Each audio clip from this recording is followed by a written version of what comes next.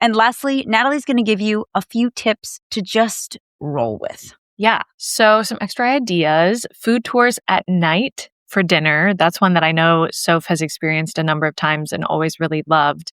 And give yourself time to get to places in case you have trouble finding them. That's a huge one as well.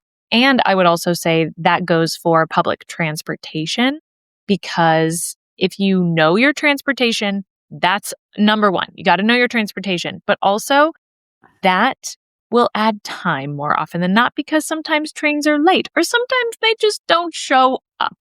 So being very careful about that. Oh, and as an example, in Italy, when we were there, the taxi stops are not everywhere. And this drove me crazy because I was like, taxi, taxi. And they were like, they kept going, and shaking their finger at me. And I was like, come on. Like, and just, they can't. Like, they literally can't. They can drop you off on the side of the street, but they have to pick you up at the locations.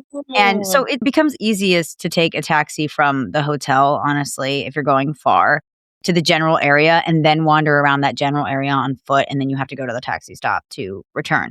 The other thing would be early for trains, because sometimes they come early if you're doing trains instead of taxis. Are you aware what happened to you there? It's so funny because it's like literally always when it comes to trains, plan to be early, but know, as I said 2 seconds ago, they might not show up or they might be late. Like it's so inconsistent, which I love public transportation. And I say it's so inconsistent. Obviously, the goal of public transportation is to be consistent. And more often than not, you aren't running into trouble.